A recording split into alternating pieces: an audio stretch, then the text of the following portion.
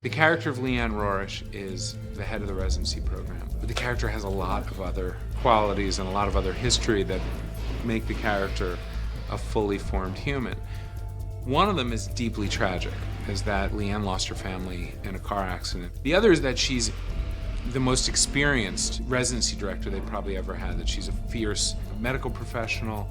She doesn't tolerate fools. She doesn't tolerate anything but excellence. Not their friend, their family, or their shrink, or their doctor. He gets confused. So we needed somebody who had that kind of heft and that kind of dramatic gravitas. And so, you know, that was Marcia Gay Harden.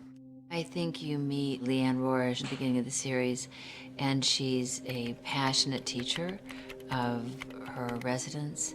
She's a fierce woman. She's a flawed woman. She is mourning a family loss that causes her, as they say in the episode, to have a kind of a rage.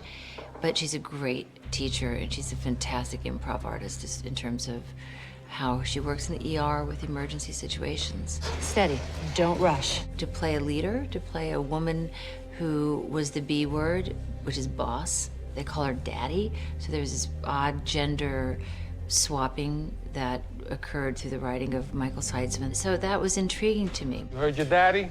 Let's go save the people of Los Angeles. I think Jesse and Leanne have a great interaction because there's a noble.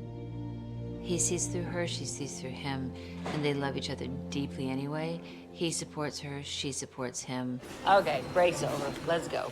It's not tough love, which sounds a little cliched to me. It's something deeper. It's agape. It's brotherly and sisterly love. And it's two people fighting for the same cause, absolutely equal. He says, we don't work for you, we are you. And she knows that. That's a really great symbiosis between them. And I think that it's unlike any of the others. You look like you could use a walker. You look like you could use a wheelchair. You look like you could use a gurney. You look dead. It is, for me, the most important relationship that I have here. Because pretty much we have grown together. We have learned from each other. We are the mommy and daddy. I want to tell you how fabulous you look right now. I do? No, I want to tell you that, but then it'd be a lie. You look like you've been strapped to the bow of a ship. Is that so? We're conflicted at times, but again, we continue to do what we do. I love her, she loves me.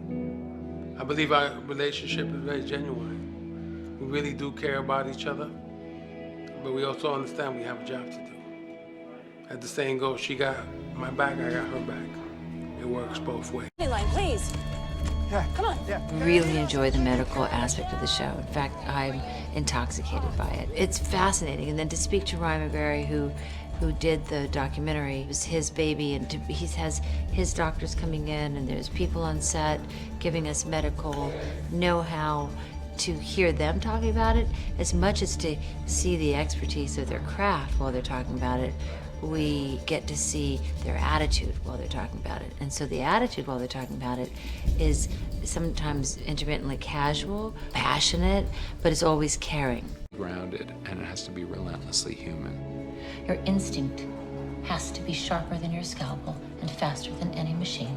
When you watch the episodes air, there's been an incredible influx of comments from people in the business, nurses and doctors and RNs and specialists writing about how much it means to them, and that's been pretty rewarding. And we saved his life because that's what we do. We plug their holes and stitch them up and send them on. So it's been an